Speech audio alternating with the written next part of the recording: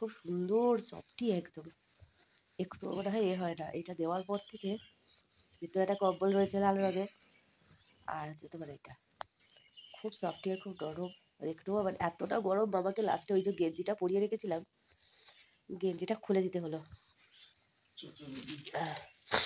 ঘেমে গেছে বিছানার মধ্যে, আর মাঝখানে শুয়েছে তো আরও বেশি ঘেমে গেছে। যাই হোক, এখন বাজে 5টা, তো রেডি হতে হবে। আরেকজন ঘুমায়নি, আজ একে তুলতে গিয়ে কান্না শুরু করে। ভোরবেলা কিছুতেই উঠতে চাইছে না, বাড়িতে দেরি করে, আবার স্কুল শুরু হবে, তখন আবার তাড়াতাড়ি উঠতে হবে ঠিকই, কিন্তু এখানে এত তাড়াতাড়ি 5টার সময় ওঠা, ঠান্ডা তো উঠতে চায় না। শুধু উঠলেই তো হবে না, ওকে খাবারটা করে দেবো, ম্যাগি, সেটা খেতে হবে তো, ব্রাশ করতে চাইছে না। যাই হোক, এমন তাকিয়ে রয়েছে বোঝা যেন জেগে আছে, কিন্তু ঘুমাচ্ছে ও এখনো, নিঃশ্বাস ফেলছে। কাল থেকে চোখে কম দেখছো তুমি? হ্যাঁ, কাল থেকে চোখে কম দেখছে। যাই হোক, স্কিনের কোনো চেঞ্জ হয়নি, বরঞ্চ স্কিন এখানকার ওয়েদারের সাথে এতটা সুন্দর, মানে হয়ে গেছে, কি বলবো। একটু প্রথম দিনে অসুবিধা হচ্ছিল, নিতে পারছিলাম না, হঠাৎ করে তো আমার বলো মামামে বলো, ওখানে থাকলে আমি প্রতিদিন বোরলিন মাখি, এখানে আমি একদিনও বোরলিন মাখিনি। মামাকে শুধু একদিন ওই যখন বেরোই তখন শুধু ওপর থেকে একটু বোরো প্লাসটা মাখিয়ে দিতে, ওর স্কিনে যাতে সেরকম না হয়। আমি একদিনও হচ্ছে কি বোরলিন মাখিনি। কোনো ব্রণও বলো, কিচ্ছু বলো, কিচ্ছু নেই। ওই জন্য মানুষ পাহাড়ে পর্বতে এইখানে সবাই বেড়াতে আসে ওয়েদার চেঞ্জের জন্য। আর একটুও কোনো প্রবলেম নেই। ওষুধ নিয়ে এসেছি, শুধুমাত্র আমার কানটা একটু ব্যথা করছিল ঠান্ডায়, তাই শুধু আমি অ্যান্টিবায়োটিকটা খেয়েছি। মামাকে এখনো পর্যন্ত কোনো ওষুধ দিতে হয়নি, ও শুধু পেটে ব্যথা একটু করছে, কারণ ও একদিনও পটি করেনি। এটাই হচ্ছে ওর মানে মাইনাস পয়েন্ট হয়েছে এখানটায়। জানি না আর কি হবে, ঠিকঠাক করে বাড়ি পৌঁছে গেলেই হয়, তারপরে কি হয়। এখানে হলে তো ভালো, আর না হলে আর কি করবো। যখনই জিজ্ঞাসা করছি ওই জন্য একটু পেটটা ব্যথা করে যাচ্ছে, মাঝে মাঝে বলছে, সবসময় বলছে না। চলো ওঠো, এই বকবক করতে করতে প্রায় 5:30 বাজতে যাচ্ছে। বাইরে পাখিগুলো ডাকছে, ভালোই সুন্দর পাখি ডাকছে। আমরা ভাবি হয়তো মানে পাখি বলো এ বলো, না সুন্দর। এখানকার আলাদা ফুল, আলাদা পাখি, সব কিছুই যেন আলাদা আলাদা সব। চলো এবার উঠে পড়ি। বাড়ি যাবি না? কিরে এদিকে দেখ, ওই বাড়ি যাবি না? কিছুতেই বাড়ি যেতে চাইছে না, ওই গতিটা শুধু নিচে বেড়াচ্ছে।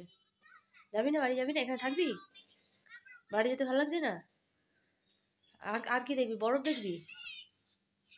আর কি দেখবি? এখানেই থাকবি? বরফ দেখবি না? এই ঘরটাই থাকবি? এই বিছানাতে থাকবি?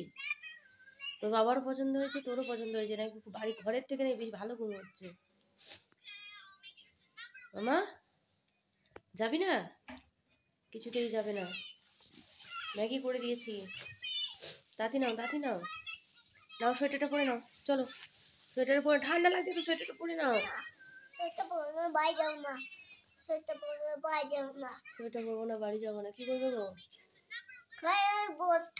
ঘরে বসে থাকবে? হ্যাঁ। আর গান দেখবে? হ্যাঁ। আর খাবারটা দিতে হবে, না সাপ্লাই করতে হবে। তুমি কি করবে? ঘরে যাবে না? হ্যাঁ, ঘরে যেতে হবে। গিয়ে এবারে কি করবে গিয়ে বলো? আমার যা কাজ, সেই একঘেয়েমি কাজ করতে হবে আমার, কি আছে। কাজ বলছে ঠিকই, কিন্তু আমাদের এখন যেতে এখনও দেরি রয়েছে 3 দিন। তো এইখানটায় মোটামুটি আমাদের প্যাক করে নিয়েছি, আমাদের এক্ষুনি চেক আউট করে নিতে হবে।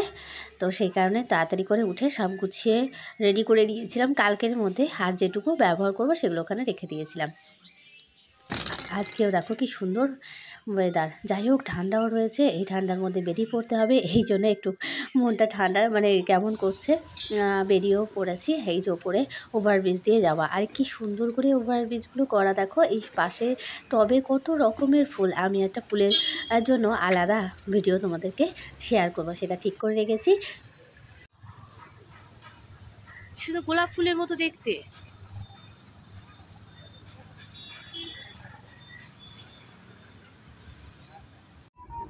স্ট্যান্ডে আমাদের গাড়ি চলে এসেছে, আমরা ওইটুকু হেঁটেই চলে এসেছি একদম গাড়িতে। তো আমাদের গাড়ি পৌঁছে দেবে এখন আমাদের দার্জিলিংয়ের রাস্তায়।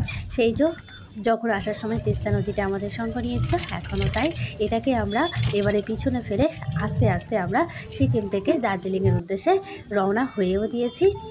কি সুন্দর দেখতে লাগছে, বেশ ভালো লাগছিল। মাঝে মাঝে ভাবছিলাম যে একটু বলি যে এখানে একটু দাঁড়াও, তো এখানে একটুখানি দাঁড়িয়েছিল, তাই একটু ছবিটা তুললাম। নামলে বেশি ভালো হতো। দূরের ওই পাহাড়, নদী আর কবে দেখব কি জানি, আবার 1 বছর পর।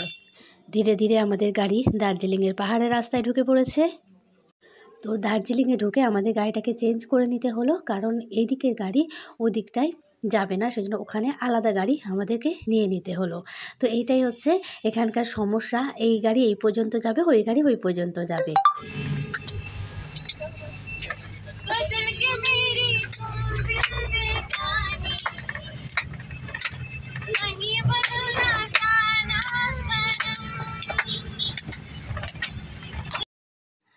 এখানে তাপমাত্রা অনেকটাই নিচে নেমে গেছে, তো যেটা একদম কি বলবো, ঠান্ডায় কাঁপছি যাকে বলে। পাহাড়ে দূরে ওই যে ঘরগুলো দেখে মনে হচ্ছে সেই ছোটোবেলায় পড়তাম না, যে মিষ্টির দোকানের বাক্সের মতো দেখতে লাগে ওখানকার ঘরগুলো, ঠিক বইয়ের সঙ্গে মিলে যাচ্ছে আমাদের এই ট্যুরের যাত্রা। পৌঁছে গেছি একদম রুমের মধ্যে। পাহাড়ের আকাশ কত মনোমুগ্ধকর, স্নিগ্ধ, তাকালেও যেন চোখ জুড়িয়ে যাচ্ছে। দূরের পাহাড়ে সুন্দর করে ধোঁয়াশার মধ্যে পাহাড়গুলো দেখা যাচ্ছে, বেশ ভালোও লাগছে। আবার মনের মধ্যে একটু লাগছে যে আজকের কোনো রকমে থাকবো, আবার কালকে আবার বেরিয়ে পড়তে হবে নিজেদের বাড়ির উদ্দেশ্যে। দেখো পাহাড়ি রাস্তাগুলো কি সুন্দর দেখতে লাগছে, তার মাঝে ওই গাছ, মানে ঘর বাড়িগুলো কি সুন্দর রং বেরঙের। পৌঁছাতে যেহেতু আমাদের প্রায় বেলা 2টো বেজে গেছিলো, তো সেই জন্য খাওয়া দাওয়া সেরে তারপরে বেরিয়েই পড়েছি যে আর তো একটা দিন থাকবো, তারপরে আবার চলে যেতে হবে। তো এইখানে বিশ্রামের কোনো জায়গা নেই, তো বেরিয়ে পড়েছি ছোট্ট এই সামনের ম্যালের মধ্যে অনেক দোকানপাটি, একটু কেনাকাটাও করতে হবে। তো কেনাকাটার দায়িত্বটা আমি নিয়ে নিয়েছি, কারণ বেড়াতে এসেছি, কিছু কিনবো না তা কী করে হয়। এখানে এই ট্রফিগুলো কি সুন্দর দেখতে। মামাকে একটা আলাদা করে হ্যান্ড গ্লাভস কিনে দিলাম, সেইটা না পড়ে গেছে। তো এইটা ওর হাতের সঙ্গে হচ্ছেও না, আবার মানে হালকা মতন হয়েছে। যাই হোক সন্ধেবেলায় আবার চলে এসেছি রুমের মধ্যে একটু কফি, একটু স্ন্যাক্সের জন্য। তারপরে আবার সন্ধেবেলায় যাবো করছি, কিন্তু মামা তো যেতেই চাইছে না।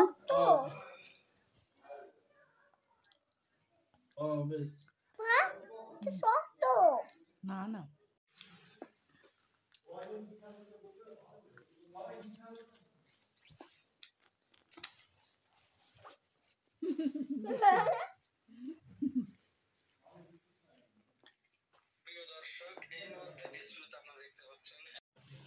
এদিকে ব্যালকনিতে এসে আমার চোখ তো পুরো একদম আকাশ ছোঁয়া হয়ে গেছে, যে এতটা সুন্দর লাগছে রাতের পাহাড়ি এলাকা।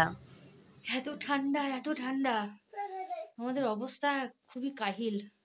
হ্যাঁ, টুপি পরেছি, ভেতরে জ্যাকেট, আবার চাদর, এ তো মানে মরে যাওয়ার মতো অবস্থা। ওরে বাবরে বাবরে বাবরে, আরেকজনের তো দাঁতে যখন যন্ত্রণা হবে তখন বুঝতে পারবে ঠান্ডাটা। এখন বলছে আমার ঠান্ডা লাগছে না। হ্যাঁ, আমি আর মেয়ে কাইল হয়ে যাচ্ছি। ও চলো।